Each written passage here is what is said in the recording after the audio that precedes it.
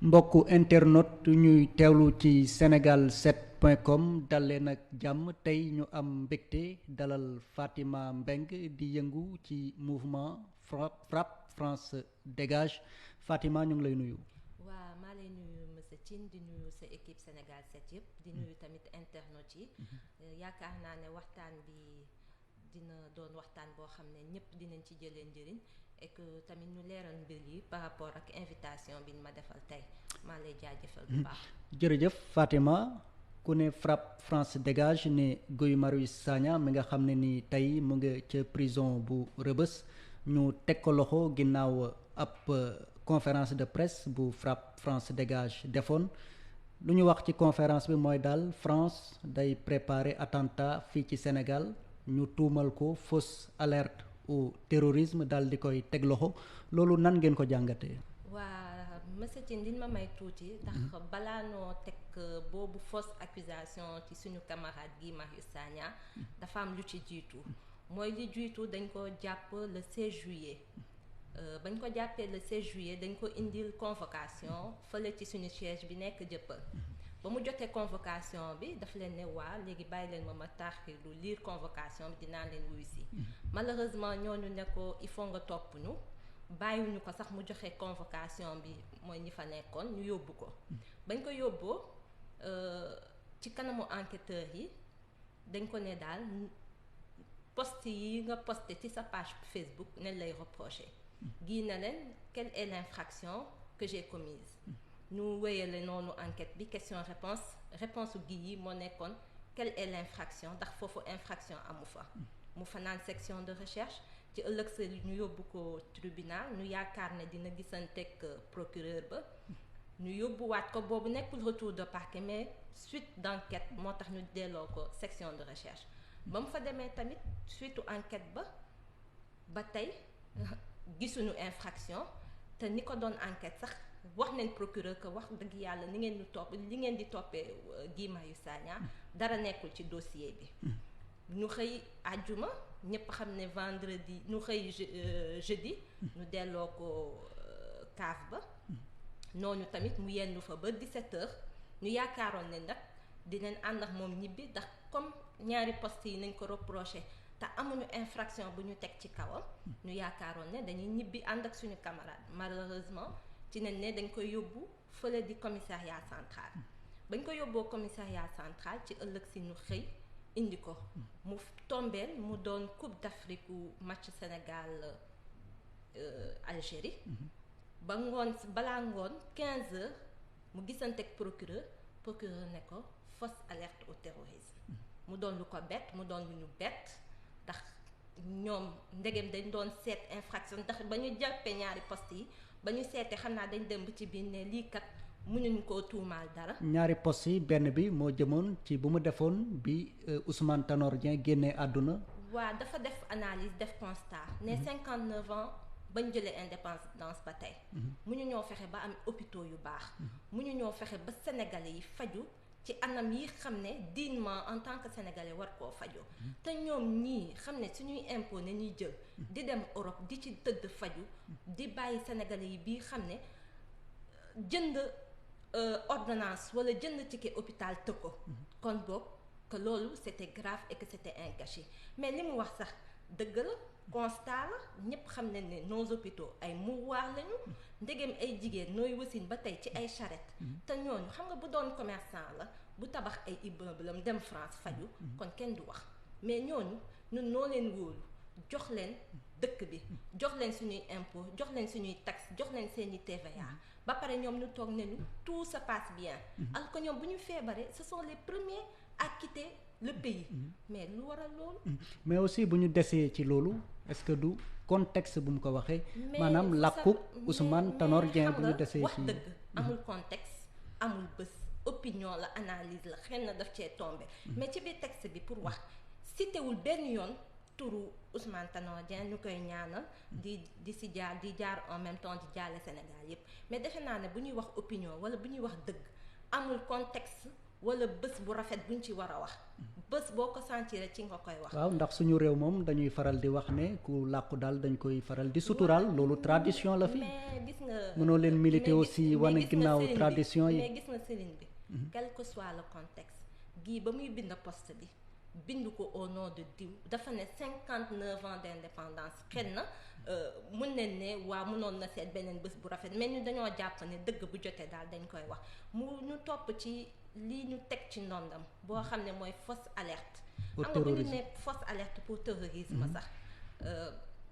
déjà pour rappeler rek texte bi FRAPP France Dégage moo ko bind. moo ko présenté. Guy Marius Sagna bokkul ci ñi bind texte bi bokkul ci ñi ko signé bokkul ci ñi animé conférence de presse ba. mais bokk na ci ñu séddale tract yi. tract amu ci woon jour boobu. bu ñuy séddale tract ndax dañ koo partagé ci page am man ne maa ngi wax ba tey jii ñu wan ma fan lañ gis texte liminaire bi mu nekk ci page Guy Marius Sagna. page FRAPP France Dégage nañ ko publier. te Guy Marius Sagna n'est même pas l'administrateur de cette page. mais revenons ci texte bi. xam nga nee neen fausse alerte au terrorisme. fausse alerte au terrorisme sax soo ko déggee sax dafa mel ni. dañoo ne bombe am na ci bërëb sàngam. te ba ñu demee seet fa gisuñu foofu bombe loolu mooy fausse alerte. ñun on a fait que analyser donner notre opinion te defe naa ne on est libre joxe suñu opinion parce que premièrement du ñun sax noo njëkk a wax ci lu jëm loolu. Khoureychi Niass di député bu APR defoon fii meeting kaskas defe naa Kaolack la nekk ak ay jeunes APR ne kat Macky de bu joxu woon Total concession pétrole ak gaz bi Total kon mën naa am ne sax français yi ubbi frontières yi terroristes yi dugg fi ñu toog le 21 mai ministre de l'intérieur Christophe Castaner ministre français mais ministre aussi de la police française ñëw fii ne kat dëkk bi am na fi ay cellules dormantes ñu toog en tant que mouvement boo xam ne am na droit di analyser di wax xalaatam ndax ci biir dëkk bi la bokk di dund li nit ñi di dund te mën na am droit nag wax ci lépp ndax terewuñu nag nga wax sa xalaat ci lépp nag ñu toog suñu biir waxtaan ne kat ñun ñaari intervention yi ak yi jot a xew ci yeneen dëkk yi à côté ndax gis ngeen ne tamit Mali noo ngi génn di manifester ne boo leen déggee ay affaire yu site terrorisme ak yooyu France moo bëgg di dundal loolu ba tey pour jël suñu or beeg suñu baax li leen yàlla baaxee mais ñu toog suñu biir ne kat lii gisuñu état sénégalais réagir jëlul ay responsabilités leeral sénégalais yi ne kat lii ñaari kilifa yooyu ndax duñu benn Fatima Mbeng duñu Fatima duñu Monsieur Tine mais ay kilifa lañu yu yor ay ndombu tànk kenn ki di député kenn ki di ministre français ñu toog suñu biir en tant que mouvement bu responsable ñu analyser te defe naa analyse ak wax sa opinion nekkagul crime gisaguma ko ci code pénal bi kon boog fausse alerte boobu ñuy wax ay tappale la teguwul fenn li wax ji mooy Guy Marius Sagna dérange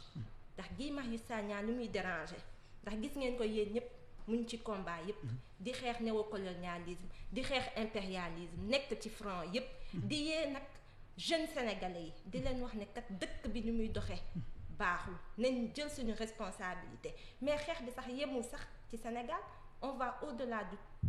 de l'Afrique parce que c'est un combat panafricain kon boog bu ñu demee ba ne fausse alerte c'était juste li ñu ut la rek benn lay teg ko ci ndondam léegi waaye aussi fausse alerte boo leen defee ne aussi France day préparer attentat terroriste fii ci Sénégal accusation bu grave la mais aussi est-ce que amul légèreté lire naa texte bi parce que demoon naa ci conférence de presse benn yoon ne que France day préparer ay attentat dañ ne bés bu attentat amee Sénégal France di dëkk comme ñun avertir nañu xam nga mu ñu mel ni nga yor sa nit ñëw sa biir kër ne sàcc daf fee am yow balaa ngaa jàpp sàcc kookooy sa sàcc ndax kookoo la ne si biir kër gi am na sàcc tout à fait normal noonu lañ ko analyser dañ ne kon bés bu Sénégal amee ay attentat kon bu boobaa ñu laaj waa France comme ñoom noo ne dëkk bi am na ay cellules dormantes te defe naa sax et il était avec son collègue le ministre sénégalais de l'intérieur kon boog y a aucune légèreté dans nos propos ñoom noo wax ñu analyser comme ni ma ko waxee sànq liberté d'opinion ak liberté d'analyse kenn mënuñu ko reprocher te suñu rôle dañuy jouer on a le rôle d'analyser des faits et des dires. maanaam da ngeen analyser lu xew Mali. mais xam nga Sénégal nekkul dëkk boo xam ne dafa tëju. waaw on est dans un pays boo xam ne nous avons des frontières. nous avons le Mali la Mauritanie la Gambie et cetera. te ñépp xam nañ ne sax France lu mu impliqué wu. dans tout ce qui est économie base militaire lépp luy doxal lépp lu nekk ci biir Afrique loxo France ak fi ne. kon boog c'est une analyse tout à fait normale. kon daal jàpp ngeen ne daal France préparé wul attentat terroriste fii ci Sénégal kon waxul loolu parce que la majorité ci sénégalais dañoo jàpp ne loolu la wax. ñoom. monsieur Tine. j'ai pourtant dama li ma wax leer na dama ne ministre bi moo ñëw fii ci boppam. ne cellule dormante am na fii Sénégal. mais ça n'a rien à voir avec France day préparer terroriste ici au Sénégal. mais waxuñu loolu ba tey dama ne. dañ ne bés bu fi attentat amee kon France yëgal nañ ñu ko. te bu boobaa kon lu tere responsable yi nekk ci biir nguur gi di Sénégal waxuñu ñun bàyyi Christophe Castaner ñëw Sénégal wax kàddu yooyu te dara fekk ko ci ñun ñu wax xëy na lu méngoowul ak moom nekkat gis nañ li jot a xew fii gis nañ li jot a xew fële te lu ministre bi ñëw na fii suñu dëkk wax ko ministre tel wax na ne bu ñu joxee ay concession gaz ak pétrole Total ndax dañoo ragal France ubbi seeni buntu ndax dañoo yaakaaroon ne ba ñu joxee indépendance ba tey lu dul napp ak béy ak yooyu nen amoon mësuñu yaakaar ne que Sénégal dina fi am gaz am pétrole am zircon kon ñoom dañoo ñëw pour jël ci seen wàll waaw loolu du samay kàddu Khoureychi Niass la te boo demee tapé internet di nga am audio bi mais aussi bu ñu ñëwaatee aussi ci ligne FRAPP France dégage parce que bu ñu xoolee rek France dégage maanaam am na lu muy joxe maanaam yéen daal seen mën naa ne sax da ngeen am benn mbañeel bi nga xamee ni da ngeen koy nourrir contre les Français wala demeewul noonu. xam nga France dégage. campagne la woon. waaye biir France dégage kii bi la woon pour une souveraineté monétaire la woon ndax boobu ñooy doon wax ci waxu xaalis. France CFA bi ñu xam débat bi fan la toll. te débat bi fi ko activiste yi yóbbu sax tax na ba président wu Afrique yi sax di gën a bàyyi xel ci li ñuy wax même bu dee sax duñ def lépp wala ñu koy xool duñu xoolee comme ñun ñu bëgg ñu xoolee ko pour wax ne ñun France dañoo am ay xaritu français amuñu benn problème ak peuple français mais dañ ne ingérence bi France am suñu biir dëkk 59 ans après bi ñu amee indépendance ba tey xanaa war nañ mën a demal suñu bopp kon xam nga loolu amul dara lu ñu contre France. nit ñi bu ñu jël. mais mun nga d'accord ne mun nga d'accord bu ñu jël débat bi ne dañoo contre France fii kenn contre fi kenn. mais dañ ne l'ingérence française suñu biir dëkk ba ci lépp ba ci économie ba ci éducation ba loo mën ci xalaat dans tous les secteurs la France est impliquée loolu leen wax ne ku am 59 ans d'indépendance war ngaa mën a demal sa bopp. kon ñun leen di laaj bëriwul dañ leen ne rek génne leen ci suñuy problème ndax mën nañ koo lijjanti suñu bopp nekkatuñu ay liir yu ñu war a tette ba tey. waaye aussi seetlu nga bu lakk sax amee sapeur pompier français yi ñoo ñëw fay ko kon ñun est-ce que mën nañu demal suñu bopp fu mu toll nii. xam nga erreur boobu la ñuy def ñu bañ a jël nit ku ñuul rek. ramener ko à une seconde. ou xaw ma nu ma koy utiliser koo xam ne ki nit koo xam ne amul xel amul xam-xam ñépp xam nañ ne ñi indi fii civilisation dans le monde ay nit yu ñuul lañu kon ils n'ont rien de plus que nous ni moins que nous ñu nit tamit ëppalewuñu leen dara waaye xam nga lan lañ leen utale dañoo am ay jiit yu bon ñoo xam ne gëmuñu seen bopp xam nga sànq maa ngi ne ku am 59 ans mën nga demal boppam mais malheureusement ni ñuy yoree fii muy président Sénégal muy président Côte d'Ivoire ak keneen ce sont des gouverneurs de la France ñooñu ñoo gëmu seen bopp mais le peuple sénégalais dafa gëm boppam foo ko yóbbu imaginez sénégalais il est partout dans le monde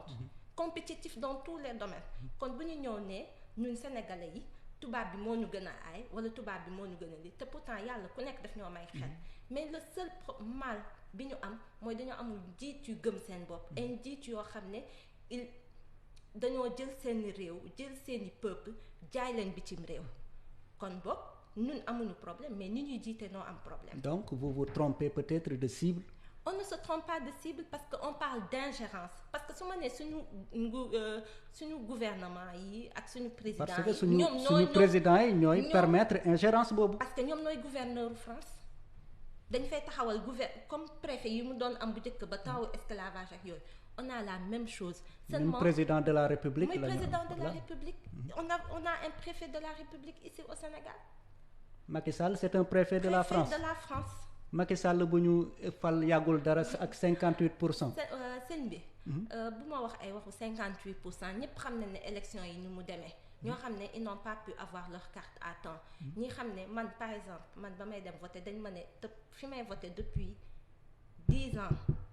ñu ñëw ne ma doo fi voter. parce que dañoo changer soi-disant doo bu ma amoon intime conviction que ce devoir là dama ko war a def damay ñibbi damaa wër centre yi ba doog gis sama centre xam nga ak tappale bi ci nekkoon ak njuuj jaat gi ci nekkoon nañ ma wax yan sénégalais noo voté parce que ñoo xam ne majoritairement jotuñu seeni carte primo votant yi jotuñu seen carte kon boog ñëpp xam ne ce sont des élections qui ont été truquées et bon ce sont pas des élections il n'a pas gagné dans les règles de l'art. Mais aussi bu ñu dellu see ci coom Guy Marius Sagna yéen aussi yan action ngeen nar a teg pour génne ko ci lu mu nekk. waa action yi ñu teg moom bëri na déjà diñ ma permettre ci sa micro bi ma remercier sénégalais yi ndax bañ jàppee gii ba tey élan de solidarité bi ñuy gis nit ñaa ngi bind ay textes nit ñaa ngi bind ay communiqués nit ñaa ngi dugal ay photos ñu am toute la société civile mobilisée wu autour de Guy Marius Sagna parce que Guy Marius Sagna incarne le visage de cette jeunesse qui dit non à chaque fois quand il le faut et d'une manière exemplaire tey boo seetloo ci conférence de presse bi avocat yi tey noo porté ak société civile bi. parce que tey da ngeen amaloon conférence de presse tey àjjuma. waaw dañoo amaloon conférence de presse tey ak suñu avocat yi avec toute la société civile. mooy premier pas bi ñuy def ci combat bi. am na yeneen yuy ñëw waaye liñ ma may ne xam ne duma ko waxee fii ndax kuy dem ci xare doo wax ni nooy demee. ci xare mais nañ xam ne d'ici quelques jours incha allah ñu nag waa société civile bi ak. képp koo xam ne gi sénégalais nga sentir ne nga li injustice la parce que injustice la parce que fausse alerte nekkul sax ci fausse alerte mooy ñu ne bombe gii bu ne woon bombe am na ci bërëb sàngam ñu dem gisuñu fa bombe bu boobaa kon fausse alerte am na mais moom il a donné son opinion il n'a même pas donné son opinion c'est le FRAPP France Dégage moo joxe opinion mu wax xalaatam def analyse te bu dee nag ñaari concept yooyu ma wax mooy analyser joxe sa opinion kenn mënutu ko def ci dëkk bi kon bokk y'a danger kon bu tey mën nañ ma jàpp comme yow bu subaa mën nañ la jàpp pour un article que tu as écrit mais xamal ne dans les prochains jours incha allah dinañ ñu dégg bu soobee yàlla. waaw commencé nañ leen dégg sax parce que il paraît porté ngeen plainte le procureur de la République Serigne Bassirou Gueye. effectivement dañu porté démb. On a déposé une plainte au niveau de la Cour suprême et j'espère que il y aura une suite favorable parce que li ñu fa bind yëpp ci plainte bi mooy li xam ne procureur dafa teggi yoon te defe naa ne am nañ te xeex bi du doon xeexu génn mbedd mais ça sera une bataille juridique mais une bataille de rue aussi. waaye aussi bu ñu desee ci loolu parce que dañuy jot benn coow bu jiboon entre Guy Marius Sagna ak le directeur général du Soleil. muy Yakham Mbaye loolu mun nga ñu cee dellu sil tuuti coow loolu nu mu demee woon. waaw man su ma sañoon sax kooku duma ko may buzz ba di ko tudd ba di wax ak moom mais xamal ne rek dafa jour bi gi posté ñaari posté yi ba muy déplorer suñu. Ousmane Tanor Dieng moo làkk woon non pas Ousmane Tanor Dieng monsieur Tine. waaw mais ba muy maanaam jour boobu la Ousmane Tanor Dieng làkk woon ba muy déplorer li xew ci hôpitaux yi voilà. ci guddi gi pour leeral ne déjà que ñoom duñu ay xarit ci Facebook da ko yónni message ci Messenger di ngeen ma baal parce que mënumaa waxaat li mu wax ndax tegginewul waaye nee na ko daal maa lay ñaanal nga dee ci safara parce que nekkoon nit ku baax ba wax ay wax yu bon ñu xam ne kon nit yu mel noonu yu am ay poste de responsabilité ñu dénk leen tamit ndax journal Le Soleil journalu peuple bi la ndax ñun noo leen di fay nooy fay impôts yi nooy fay taxes yi moo waral ñu leen di fay seeni salaire kon c'est pas un journal d'État mais c'est un journal du peuple sénégalais malheureusement nag mu am kàddu yooyu mais nag bettuñu ci moom ndax noonu la mel Guy Marius Sagna ku ko xam ne du nit koo xam ne kii day xeex wala day xuloo ku ko xam ne il est humain te boo koy bind yooyu sax du la sax tontu parce que ils ne boxent pas dans le même ring ils ne sont pas dans la même dimension moo tax les paroles ne concernent que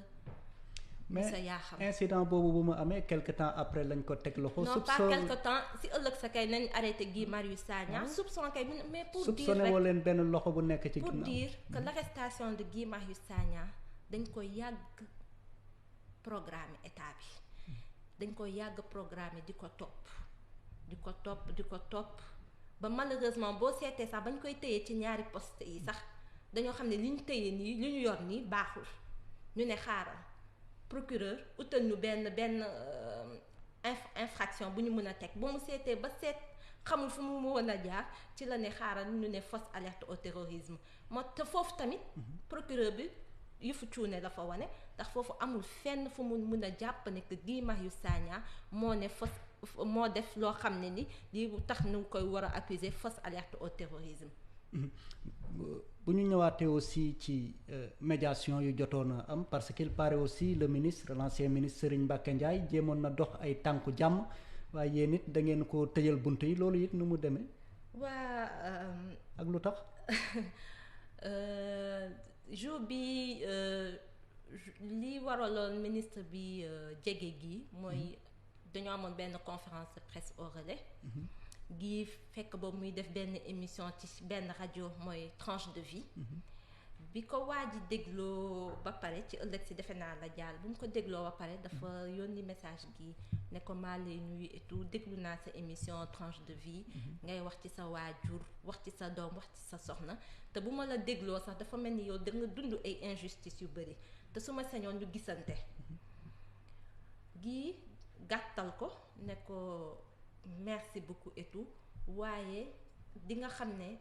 ci li ma ne ci xeex yu bari yi ma ne duma mën a am jot ba gisante ak yow waaye maa ngi ñaan yàlla ñu tase ci terrain wu xeex yooyu buñ fa tasee dinañ fa waxtaan mu insister nag ko franchement su ma sañoon gis la ñu waxtaan gii nag tontuwu ko ñun nag xam nga soo amee nguur bu mel nii bu nekk en face ñun xam nañ seeni méthode premièrement dañuy ñëw di la raay jox la carotte et tout soo wuyuwul ci yooyu ñu doog a génne cravache bi te ku xam Guy Marius Sagna du nit boo xam ne day ànd ak n'importe qui ñi mu bokkal conviction lay àndal te Guy Marius Sagna c'est une personne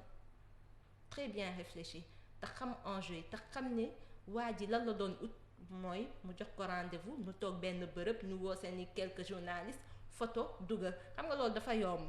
te ñun tolluñu foofu ndax li ñu engagé moo ëpp fuuf di toog ak diw. may fàttali ne aussi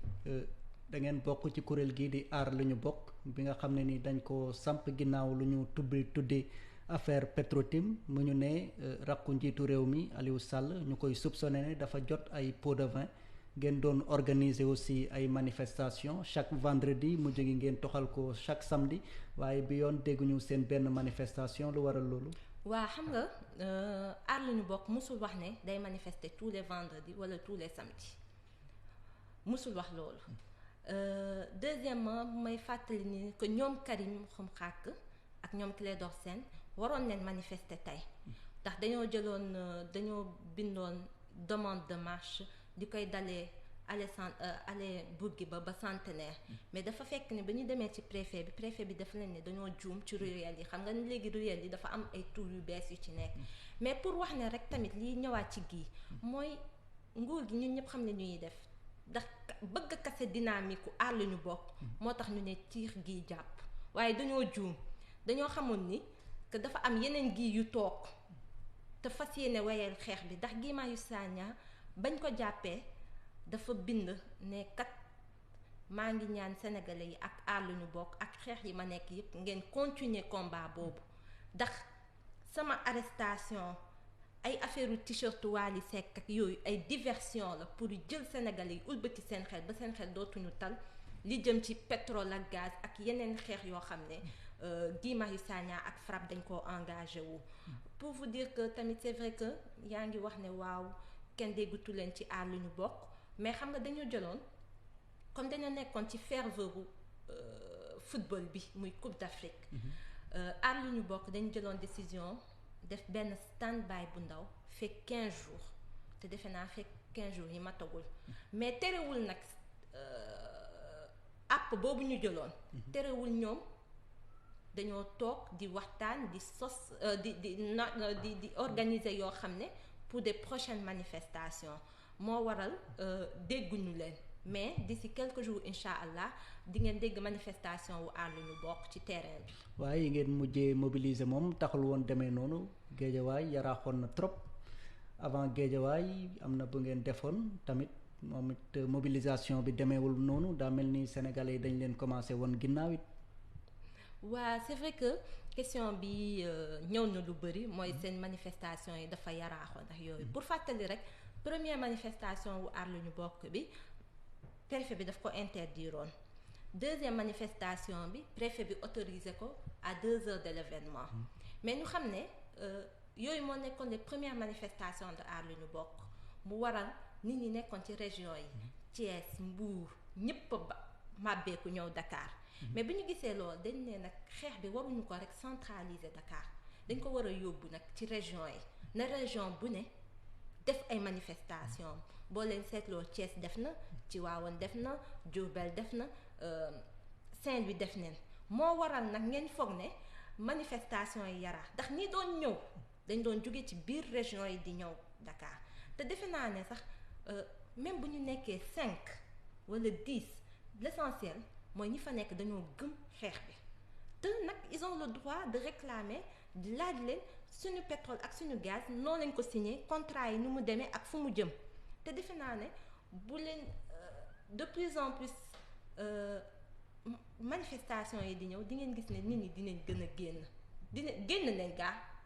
mais dinañ gën a génnaat te dinañ gën a renforcer suñu communication gën a dem ci Sénégal yi xam ne xëy na foog ne pétrole bi yoonam nekku si ñu wax ak moom. waaye yéen it jotoo leen convocation procureur mi nga xam ne ni ubbi na enquête ngir leeral mbir yi jotagoo leen wala. ah yow de yaa ma ne ndax ubbi neen enquête man yëgaguma enquête. yëgoo ubbi enquête lan. pour leeral affaire Petro-Tim bi. affaire d'accord maa ngi jéggalu. parce que man maa ngi woon ci affaire kii bi. aar lu ñu bokk bi. dama juum dama foogoon ne vous parliez de Guy Marius Sagna. c'est vrai que procureur ubbi na appel à témoin la def. mooy lu doy waar man moom wax dëgg yàlla jànguma droit xaw ma ci lu bëri. waaye borom xam-xam yi wax yépp ñu ne c'est la première fois ñu gis procureur di def appel à témoin te yow nga yor koo xam ne kii moom loxoom a ngi ci biir kay balaa nga def appel à témoin da ngay woo Aliou Sall placer ko mandat de dépôt. doogu ubbi enquête. Aliou Sall nag. mais kenn condamné ko dañ koy tuumaal rek. waaw mais fii Guy Marius a ngi nii kenn condamné wu ko dañ koo tuumaal ci lu ñàkk fayda jël ko def ko dépôt de mandat de dépôt kon dafa am Aliou am rakk am Aliou amul rakk. kumba am ndey ak kumba amul ndey. kon bokk xaw ma fu ñu jëm ci ak dëkk bi. jërëjëf Fatima Mbengue FRAPP France Dégage. kàddu gu mujj gi. waaw maa lay remercier bu baax. di remercier presse sénégalaise bi yëpp ndax depuis lors ba ñu arrêté Guy Marius Sagna ñu ciy jàpp mais may ñaan aussi presse sénégalaise bi comme ni ko avocat yi defee tey suba yaa ngi fa woon mooy que waruñu arrêté rek ci ay fausse alerte wala ay diw defe naa dañu war a analyser dem ci ay profondeur indi di leeral Sénégalais yi parce que defe naa ne problème bi nekkatul problème mu benn nit wala benn organisation mais problème mu peuple sénégalais bi la parce que démocratie moo nekk enjeu fu mu nekk nii maa ngi lay remercier bu baax. jërëjëf Fatima Mbengue may fàttali ne membre nga ci FRAPP France Dégage bi nga xam ne ni Guy Marius Sagna fa la nekk di ko yëngu ñu ngi rafetlu seen teewlu yéen ñu doon seetaan ci Sénégal7.com di remercier aussi. ñëpp ñi nga xam ne ni ñoo jàppoon ci technique bi di leen jox dig daje beneen yoon jërë ngeen jëf